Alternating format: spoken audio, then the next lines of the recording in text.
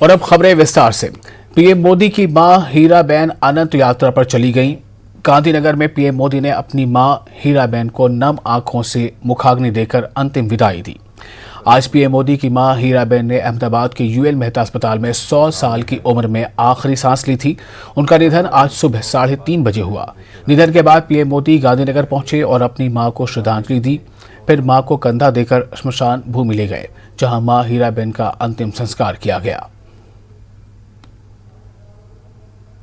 कई सारी विशेषताएं जो प्रधानमंत्री ने अपने ब्लॉग में लिखी है, उन विशेषताओं को अगर देखें तो वो आज प्रधानमंत्री के दृष्टिकोण के रूप में, प्रधानमंत्री नरेंद्र मोदी की सरकार के रूप में वो लगातार दिख रही हैं। चाहे हम अंत्योदय की थीम के साथ जो योजनाएं हैं,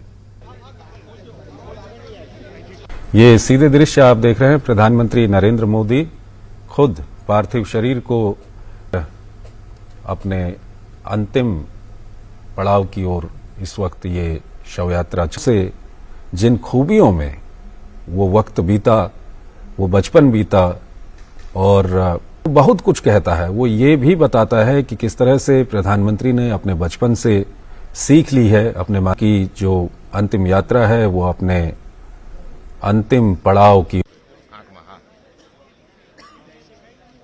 रीति रिवाज के अनुसार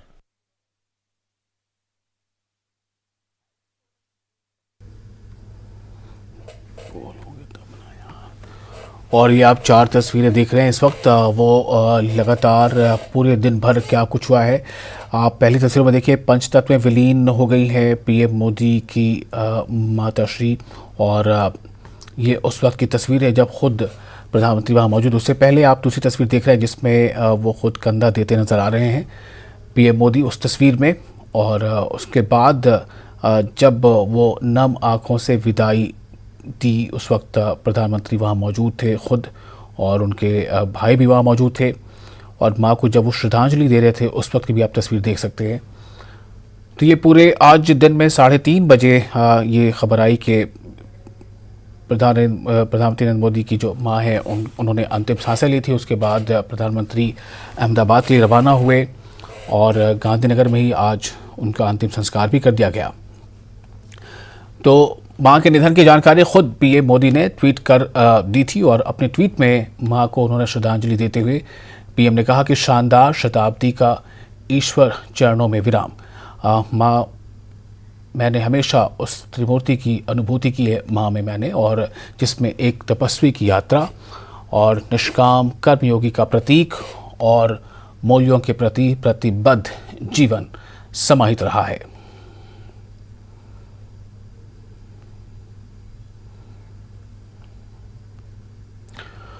और राज्यपाल राजेंद्र विश्वनाथ आर्लेकर ने प्रधानमंत्री नरेंद्र मोदी की माता हीराबेन के निधन पर गहरा दुख व्यक्त किया है। अपने शोक संदेश में राज्यपाल ने कहा कि वो सादगी की प्रतिमूर्ति रहीं और उनका जीवन निष्काम मूल्यों के प्रति प्रतिबद्ध रहा। राज्यपाल ने ईश्वर से दिवंगत आत्मा की शांति और शोक संतप्त परिजनों को इस अपूर्णीय क्षति को सहन करने की शक्ति प्रदान करने की प्रार्थना की है।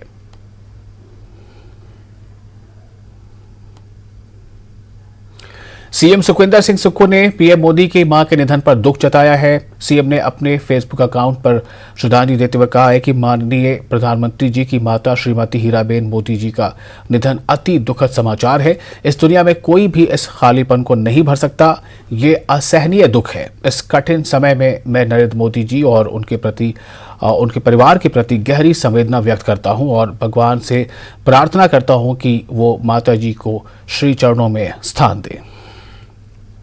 की माता के प्रधानमंत्री जी की माता का देहांत का समाचार सुना है। माँ होती है जिसका प्यार हमेशा बना रहता है। कोई किसी भी स्तर पर पहुंच जाए, हमेशा माँ को अपने बच्चों की चिंता रहती है। आज प्रधानमंत्री जी की माता उन्हें छोड़कर चली गई।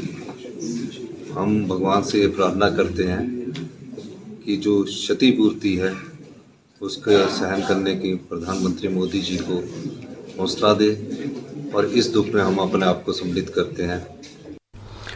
पीएम मोदी की मां हीराबेन को पूर्व सीएम जयराम ठाकुर ने ट्वीट कर श्रद्धांजलि दी है। जयराम ठाकुर ने कहा है कि प्रधानमंत्री श्री नरेंद्र मोदी जी की पूज्य माता जी के निधन की खबर सुनकर बहुत दुखी हूं।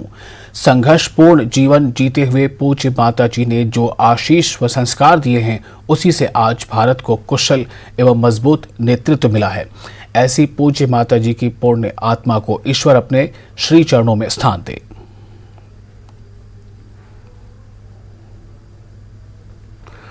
और कांग्रेस प्रदेश अध्यक्ष और सांसद प्रतिभा सिंह ने देश के प्रधानमंत्री नरेंद्र मोदी की माता हीराबेन के निधन पर गहरा दुख प्रकट किया है और भगवान से दिवंगत आत्मा की शांति की प्रार्थना की है। प्रतिभा सिंह ने प्रधानमंत्री नरेंद्र मोदी और उनके पूरे परिवार के प्रति अपनी संवेदना व्यक्त करते हुए भगवान से उनको इस दुख को सहन करने की शक्ति देने की प्रार्थना की है।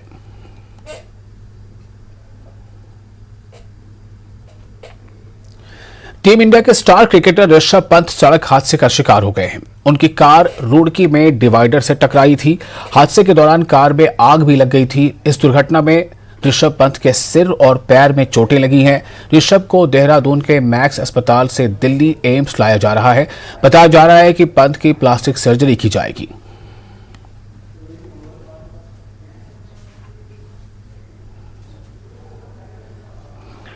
और अब कुछ और बड़ी खबरें। आउटसोर्स कर्मचारियों पर कांग्रेस सरकार की बड़ी कार्रवाई। आउटसोर्सिंग पर रखे गए ब्लॉक प्रोजेक्ट असिस्टेंट की सेवाएं रद्द की गईं। प्रदेश सरकार ने जारी किया आदेश। प्रदेश भर में 70 के करीब आउटसोर्स कर्मियों की सेवा समाप्त। पोषण अभियान के अंतर्गत आउटसोर्स पर रखे गए थे सभी कर्मचारी। इस वक्त ये काफी अहम खबर है। जो आउटसोर्स कर्मी है उन पर एक्शन हुई है। आउटसोर्स कर्मचारियों पर कांग्रेस सरकार की बड़ी कार्रवाई हुई है। आउटसोर्सिंग पर रखे गए ब्लॉक प्रोजेक्ट असिस्टेंट की सेवाएं रद्द कर दी गई हैं। प्रदेश सरकार ने इस बाबत आदेश जारी कर दिए हैं। प्रदेश भर में 70 के करीब आउटसोर्स कर्मियों की सेवा समाप्त कर दी गई है। पोषण अभियान के अंतर्गत आउटसोर्स पर रखे गए थे ये सभी कर्मचारी। प्रदेशवासियों को 300 यूनिट निःशुल्क बिजली उपलब्ध करवाने के लिए सुक्खू सरकार ने कवायद शुरू कर दी है। इसको लेकर गुरुवार को प्रदेश सचिवालय में मुख्यमंत्री ने पहले बिजली बोर्ड की बीओडी में हिस्सा लिया और बोर्ड की आर्थिक स्थिति और उत्पादन क्षमता के बारे में विस्तार से जानकारी ली। इसके अलावा उन्होंने बिजली उत्पादन बढ़ाने पर भी लंबी बातचीत की। बिजली बोर्ड के साथ बैठक के बाद मुख्यमंत्री ने प्राइवेट इन्वेस्टर्स के साथ भी बैठक की और प्रदेश में बिजली उत्पादन बढ़ाने की संभावनाओं पर चर्चा की। यहां सरकार ने निजी कंपनियों को जल विद्युत क्षेत्र में निवेश के लिए आकर्षित करने के लिए जल्द एक खुली नीति लाने का फैसला भी लिया।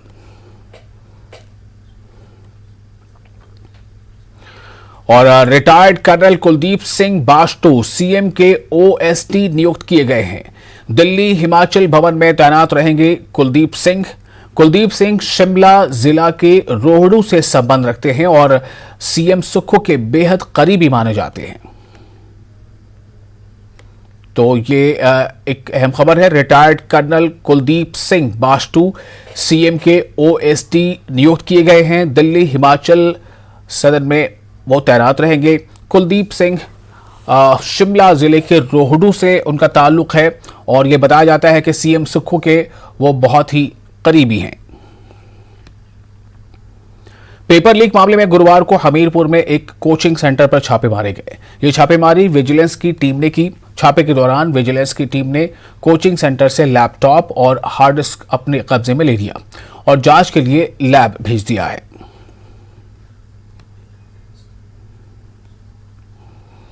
पेपर लीक मामले में हिमाचल प्रदेश कांग्रेस कमेटी के सचिव देवेंद्र शर्मा ने भाजपा पर हमला बोला है और पूर्व सरकार में हुए भ्रष्टाचार के मामलों को दबाने का आरोप भी लगाया है। देवेंद्र शर्मा ने कहा कि पूर्व की सरकार भ्रष्टाचार में लिप्त रही है और कुछ मामले पहले उजागर हुए हैं और कुछ मामले आने वाले समय में उजागर होंगे। उन्होंने बताया कि मौजूदा सरकार जनहितैषी सरकार है और इसमें गलत काम करने वालों को किसी भी सूरत बर्दाश्त नहीं किया जाएगा। SSBS सर्विस सबॉर्डिनेट बोर्ड जो है, सिलेक्शन सबॉर्डिनेट बोर्ड, उसको जो है सस्पेंड कर दिया गया। कारण कि वहाँ पर जितने भी आज तक 5 साल तक परीक्षाएं हुई और वो जो परीक्षाएं लीक हुई, उसके लिए सरकार बैठते ही सुखविंदर सिंह सुक्खू ने उस औरत को जो वहाँ पे संलिप्त थी उसको डिटेक्ट करके उसको अरेस्ट कर लिया गया और उसको जो है वो सर्विस सिलेक्शन बोर्ड को जो है सस्पेंड कर दिया गया है। सभी परीक्षाओं को जो है बैन कर दिया गया है, क्योंकि वो जो हमीरपुर में एक भ्रष्टाचार का अड्डा बन गया था। क्या जयराम ऐसा सोचते हैं कि इस पर अगर ऐसा बोले कि अब जो ये डिक्टेटरशिप है या फलाना चलाया हुआ है, फलानी चीज़ें बंद कर दी गई, क्या इसमें जयराम का हाथ नहीं हो सकता? हमीरपुर पेपर लीक मामले में सभी 6 आरोपियों को एक बार फिर अदालत में पेश किया गया, जिसमें से मुख्य आरोपी उमा आजाद और दलाल संजीव कुमार को अदालत ने 3 दिन की पुलिस रिमांड पर भेजा है, जबकि अन्य 4 आरोपियों को 14 दिन की जुडिशियल रिमांड में भेजा गया है। विजिलेंस टीम की तरफ से अदालत में तर्क दिया गया है कि आरोपियों के ठिकानों पर मुख्य आरोपी उमा आजाद और दलाल संजीव कुमार से अभी और भी पूछताछ की जानी बाकी है। विजिलेंस की तरफ से 5 दिन की पुलिस रिमांड मांगी गई थी। 3 दिन का पुलिस रिमांड मिला है उमा आज़ाद और संजीव को, और बाकी लोगों का को 14 दिन का जुडिशियल।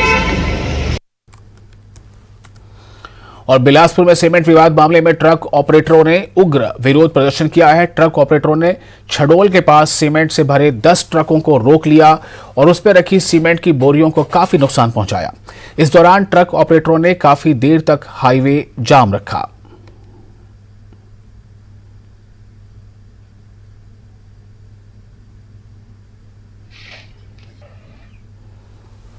ट्रक ऑपरेटरों ने बिलासपुर के श्री लक्ष्मी नारायण मंदिर में धरना प्रदर्शन भी किया।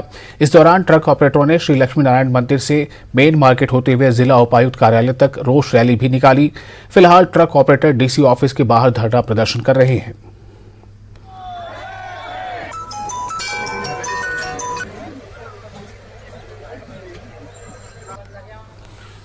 बिलासपुर में सीमेंट विवाद मामले में ट्रक ऑपरेटरों ने उग्र विरोध प्रदर्शन किया है। ट्रक ऑपरेटरों ने छडोल के पास सीमेंट से भरे 10 ट्रकों को रोक लिया और उसमें रखी सीमेंट की बोरियों को काफी नुकसान पहुंचाया। इस दौरान ट्रक ऑपरेटरों ने काफी देर तक हाईवे जाम रखा।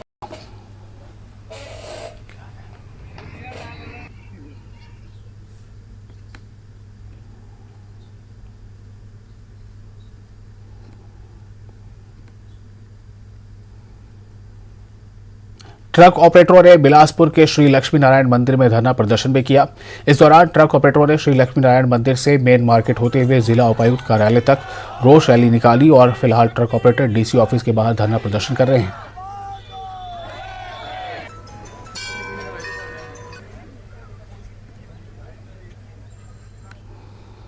सुक्खू सरकार ने सीमेंट विवाद को सुलझाने के लिए बड़ी पहल की है, जिसके तहत सीमेंट की दरें निर्धारित करने पर सरकार का जोर है। सीमेंट विवाद को सुलझाने के लिए सरकार ने एक सब कमेटी बनाई है, जिसके नागरिक आपूर्ति निगम के प्रबंध निदेशक अध्यक्ष हैं। इस पर ट्रक यूनियनों के प्रतिनिधियों को सदस्य बनाया गया है। बता दें कि कंपनी और ट्रक ऑपरेटर्स के बीच सीमेंट ढुलाई की दरों को लेकर विवाद है, जिसको हल करने की कोशिश की जा रही है।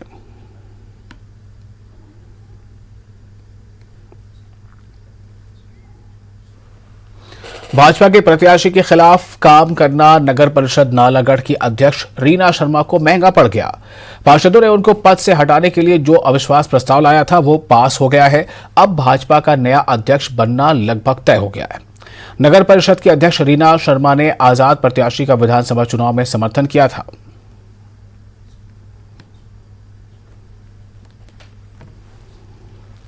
जो कि रीना शर्मा यहाँ की अध्यक्षा थी, लेकिन भारतीय जनता पार्टी को छोड़कर जो है वो आज़ाद उम्मीदवार के साथ चली गई थी।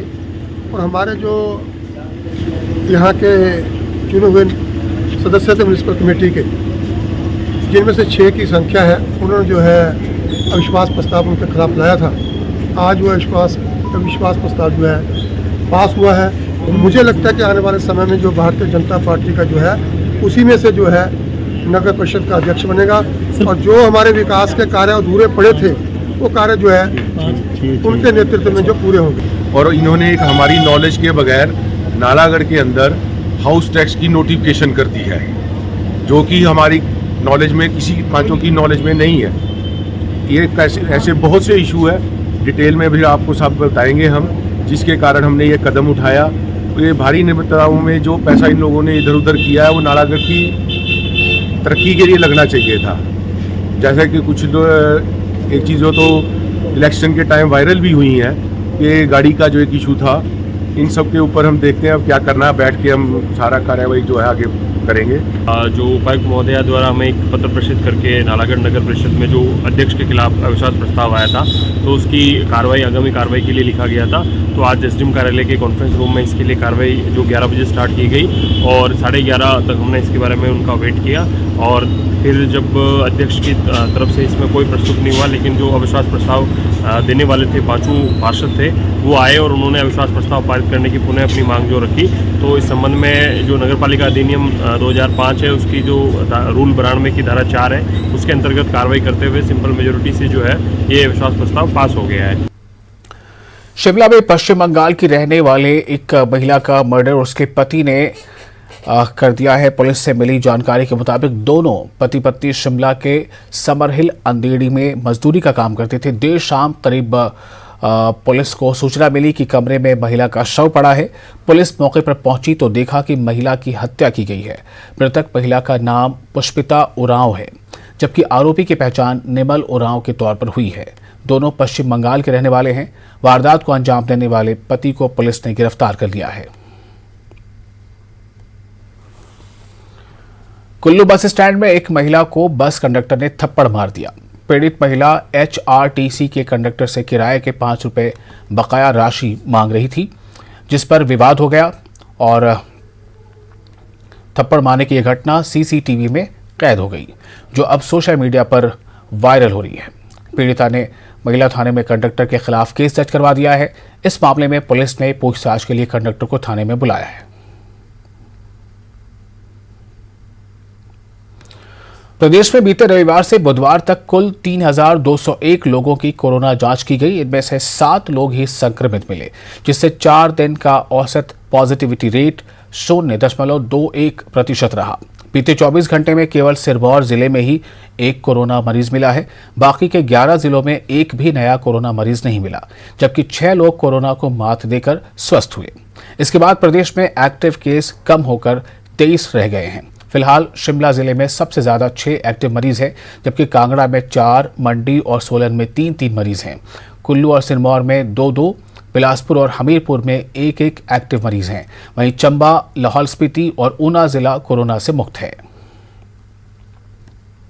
बिल्कुल ठीक है। यहाँ पर जो फ्रेश केसेस है बहुत कम आ रहे हैं और कुछ दिनों से टेस्टिंग बढ़ाई है, जैसे कि भारत सरकार से आदेश प्राप्त हुए हैं। इसके बावजूद भी यहाँ केसेस काफ़ी कम आ रहे हैं। जहाँ तक तैयारियों की बात है, हमारा जो स्वास्थ्य विभाग है, स्वास्थ्य विभाग के डॉक्टर्स, दूसरे कर्मचारी हैं, किसी भी तरह की स्थिति से निपटने के लिए तैयार हैं, क्योंकि पहले भी जो 2 वेव्स आई हैं, जो सेकंड वेव थी बहुत ही खतरनाक रही है। पूरे देश भर में जो ऑक्सीजन बेड्स थे उनकी संख्या बढ़ा दी गई थी। ब्रेक के बाद एक बार फिर आपका स्वागत है। आप देख रहे हैं अपना हिमाचल। चंबा में लंबे समय के बाद रुक रुक कर हल्की बारिश हो रही है। बारिश का ये सिलसिला देर रात से ही शुरू हुआ है। चंबा के ऊपरी इलाकों में बर्फबारी की भी खबर है, जिससे एक तरफ किसान खुश हैं तो दूसरी तरफ ज्यादा पर्यटकों के आने की संभावना को देखते हुए कारोबारी भी खुश नजर आ रहे हैं।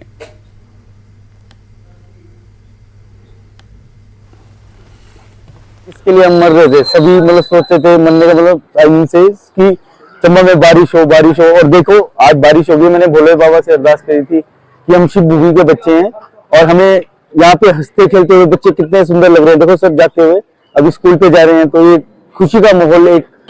जहाँ तक पर्यटन सीजन की बात है तो 31 को लेके भी शायद पर्यटक हिमाचल की तरफ रुख करेंगे, खास करके डलहौजी और खजियार की तरफ, कि भाई 31 को शायद उन्हें बर्फबारी देखने को मिलेगी यहाँ हिमाचल के एरिया में। तो इसलिए दुकानदारों को भी थोड़ा सा लाभ रहेगा पर्यटकों के आने से। देर रात से हुई बारिश की वजह से किसानों के चेहरे में मुस्कान आई है, वहीं लोगों को भी खुशी की लहर देखने को मिली है।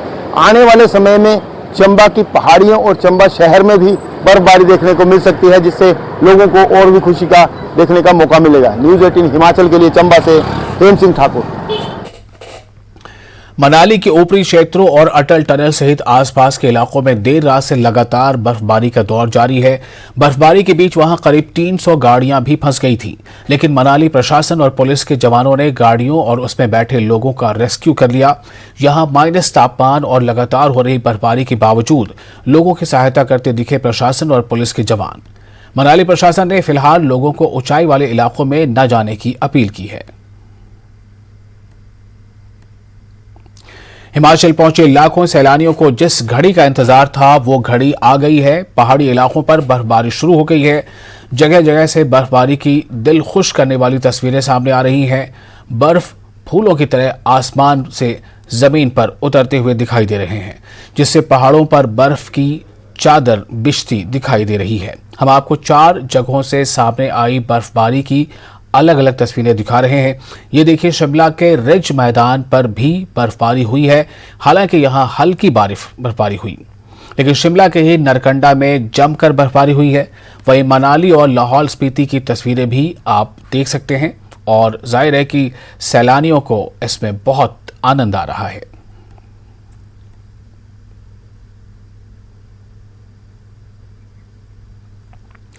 और अब आपको दिखाते हैं नरकंडा से सामने आई बर्फबारी की बिल्कुल ताज़ा तस्वीरें। देखिए कैसे तस्वीरें देखकर ये लग रहा है कि आसमान से बर्फ फूलों की तरह नीचे गिर रहा हो। और इसके बाद चारों तरफ बर्फ की चादर से बिछ गई है।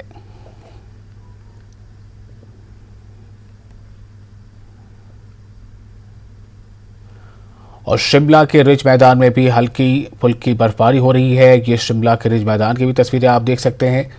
और बर्फबारी के बाद यहाँ सैलानियों की भीड़ उमड़ पड़ी है, क्योंकि सभी को इसी वक्त का इंतज़ार था। जो सैलानी आते हैं उनकी सबसे बड़ी इच्छा और ख्वाहिश यही होती है कि किस तरह वो बर्फबारी होते हुए देखें। सीजन पीक पर है, ऐसे में हिमाचल प्रदेश की राजधानी पहाड़ों की रानी शिमला में एक बार फिर से जो है मौसम ने करवट ली है और ऐसे में आज दिन में हल्की बर्फबारी भी देखने को मिली। ताजा स्नोफॉल शिमला के रिज मैदान और ऊपरी जो क्षेत्र है कुफरी, नारकंडा, नालदेहरा, फागू इत्यादि में जो है दिन में हल्की बर्फबारी हुई है।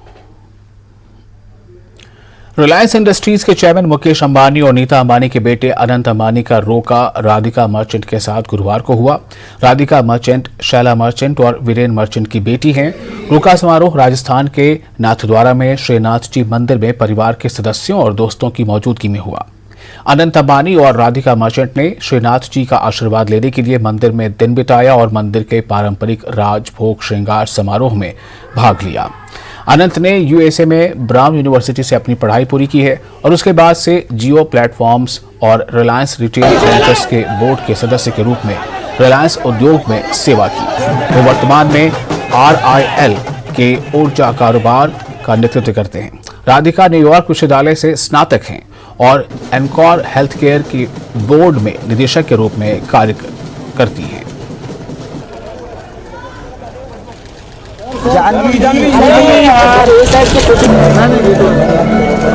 बंदी होगा तभी उतरे।